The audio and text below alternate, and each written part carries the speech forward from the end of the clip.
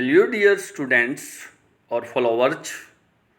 देखिए, last part के textual content को हम पूरा नहीं कर पाए थे क्योंकि मैं नहीं चाहता कि वीडियो ज़्यादा एक्सटेंसिव हो।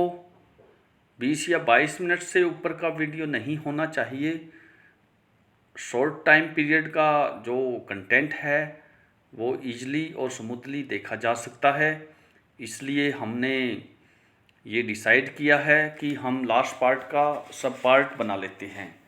तो इस सब पार्ट में हम लास्ट पार्ट को कंप्लीट करेंगे। Let's begin. At the corner of the road I looked up at the name plate मार्कनी street, it said. सड़क के नुक्कड़ पर मैंने नेम प्लेट को देखा। इस पे लिखा हुआ था मार्कनी street. I had been at number 46। मुझे नंबर 46 नंबर मिल गया था। The address was correct. पता ठीक था। But now I didn't want to remember it any more. लेकिन अब मैं इसे और अधिक याद नहीं करना चाहती थी। I wouldn't go back there because the objects that are linked in your memory with the familiar life of former times instantly lost their value when severed from them. You see them again in strange surroundings. लेकिन अब मैं इसे और अधिक याद नहीं करना चाहती थी। मैं वापस नहीं जाना चाहती थी उन यादों में, क्योंकि वो चीज़ें जो तुम्हारी यादों में जुड़ी हुई है, जो तुम्हारी पहले के समय के जीवन से संबंध बनाए हुए है, जुड़ाव बनाए हुए है, इंस्टेंटली लॉस देयर वैल्यू, वो एक अंतराल पे आके अपने मूल्य को गवा देती है, खो देती है। कब?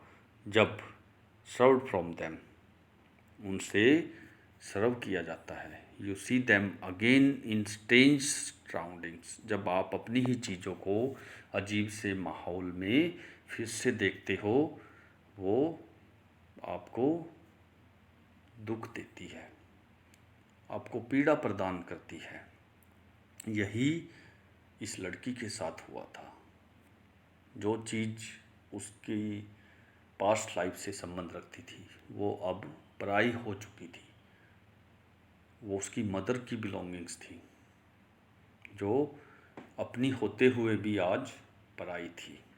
And what should I have done with them in a small rented room where the shreds of blackout paper still hang along the windows, and no more than a handful of cutlery fitted in the narrow table drawer. और मुझे एक किराए के छोटे से कमरे में इन चीज़ों का क्या करना, जहाँ पर ब्लैकआउट पेपर की जो टुकड़े हैं, श्रेड्स मीन्स पीस, हम लिख लेते हैं यहाँ पर सर्कल में डाल के, श्रेड्स मीन्स पीसीज, PIECE,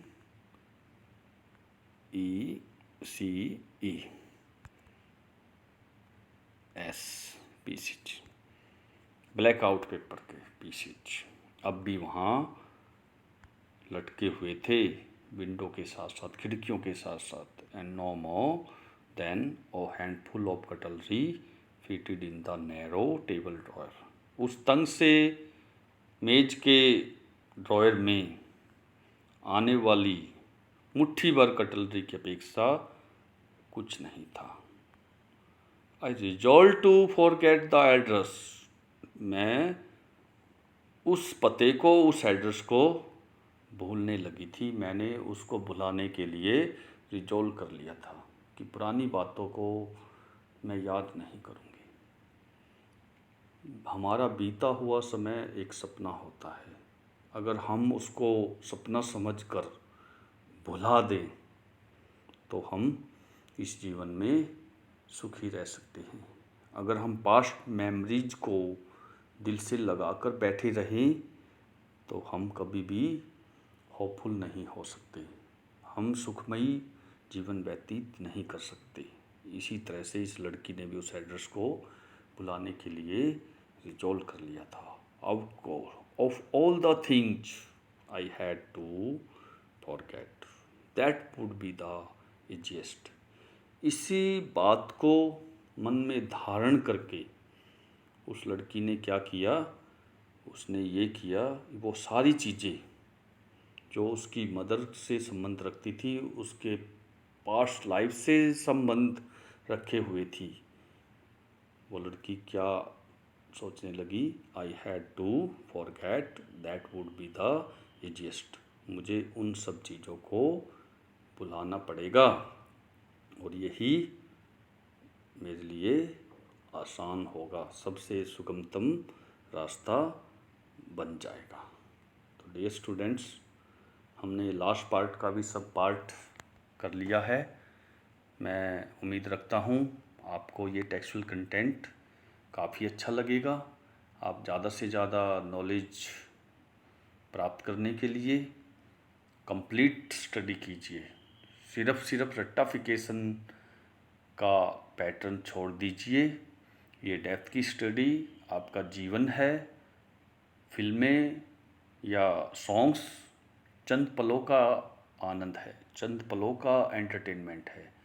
जब बोर हो जाइए तो उनको भी देखिए, लेकिन ये आपका जीवन है, इस पे ज़्यादा से ज़्यादा टाइम डिवोट कीजिए और अपनी लाइफ को सिक्योर बनाइए। In order to get your intended target and make your life bright, you will have to do the minute study of depth.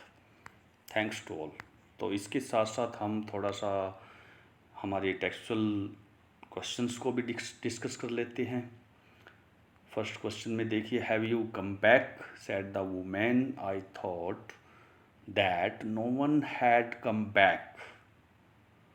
तो वो महिला कहने लगी थी, क्या तुम वापिस आ गए हो? आई थॉट, मैंने सोचा था कि that no one had come back, कोई भी वापिस नहीं आएगा। Does this statement give some clue about the story? क्या यह स्टेटमेंट इस कहानी को कोई क्ल्यू प्रदान करती है? If yes, what is it? अगर हाँ तो यह क्या है? तो देखिए, the women said, have you come back? In her views, this statement give us some clue about the story. This woman is extremely astonishing to see the girl appears on her doorsteps. She doesn't want to enter the girl in her home, so she tries to send her away. तो ये first question का response था। Second में देखिए, this story is divided into pre war and post war times. What hardship do you think the girl underwent during this times? तो ये देखिए, युद्ध से पहले और युद्ध के बाद में यह कहानी बटी हुई है। कौन सी कठिनाइयाँ आपके विचार में वो लड़की इन समयों इन टाइम्स के अनुसार इन पीरियड्स के दौरान, इस समय के दौरान सहन करती है? तो देखिए, before the war, this girl face the separation, isolation. They had to migrate from their native place and they had to settle anywhere. However, after the war, means post-war times, this girl again appears on the doorstep of Mrs. Darling. So in this way, this story has been divided into pre-war and post-war times. तो ये second part का response था. Why did the narrator of the story want to forget the address? क्या कहानी की narrator address को भुलाना चाहती है? Yes, the narrator of this story wanted to forget the address because she didn't want to adhere the belongings of her mother and she wanted to forget the memories of past times. तो यहाँ पे देखिए कहानी की narrator क्यों भुला देना चाहती थी उस पते को. कहानी की नरेटर उस पते को जो उसकी माँ से संबंधित चीज़ों से संबंधित था उसको भुला देना चाहती थी क्योंकि वो पास्ट यादों में बरकरार नहीं रहना चाहती थी. फोर्थ क्वेश्चन का रिस्पॉन्स देखिए. The address is a story of human predicament that follows वो कॉमेंट.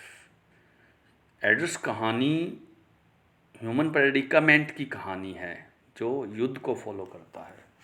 कमेंट कीजिए. देखिए मैं इसका रिस्पॉन्स क्योंकि मैंने इन 3 और 4 क्वेश्चंस का रिस्पॉन्स अपने वर्ड्स में दिया है तो ये जितना भी टेक्सचुअल कंटेंट है जो मैं आपके सामने प्रेजेंट कर रहा हूँ ये सारा मेरी माइंड की उपज है.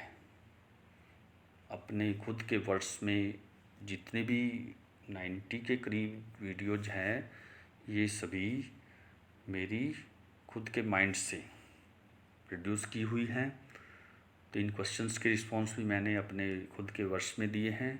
तो देखिए the address is a story of human predicament that follows वो. Let's begin. वो is not the solution of any hindrances any hardship. किसी भी कठिनाई का सॉल्यूशन नहीं है वो brings human predicament. Today we are facing the conflict between India and China because China wants to dominate over our boundaries. It's a great strategy from China. We are going to correlate the story address with war. Like today we are facing the same conflict in current scenario. तो address story भी एक ऐसी ही story है जो युद्ध के predicament से संबंधित है जो वॉर को फॉलो करती है युद्ध को फॉलो करती है. वो brings displacement dislocation and migration. The girl and her mother face the same migration, displacement and dislocation. They had to leave their native place, their home, their belongings. देखिए इस लड़की और उसकी माँ को प्रस्थान करना पड़ा, माइग्रेट करना पड़ा, अपनी बिलोंगिंग्स अपनी चीज़ों को छोड़कर जाना पड़ा. एक लेडी है जिसका नाम मिसिस डॉर्लिंग है. वो इन चीज़ों को बार बार उनके घर से बैग भर भर के उठाकर ले जा रही थी और अपने घर में उनको स्टोर कर रही थी. जब युद्ध से पहले का समय था उनको उन चीज़ों से वंचित होना पड़ा. उन चीज़ों के प्रति इस लड़की का कितना लगाव था.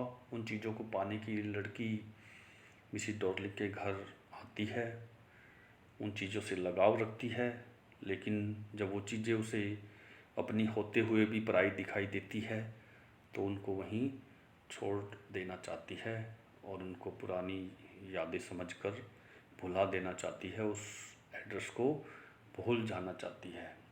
तो युद्ध ह्यूमन प्रेडिकामेंट्स को लेके आता है, बहुत सारी प्रॉब्लम्स का, माइग्रेशन का, डिसलोकेशन का, डिस्प्लेसमेंट का सामना इंसान को करना पड़ता है।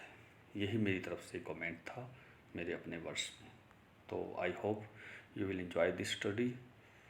आप इस स्टडी को एंजॉय करोगे। Please subscribe this channel and get more and more textual content. We will meet very soon with the new content. Thanks to all.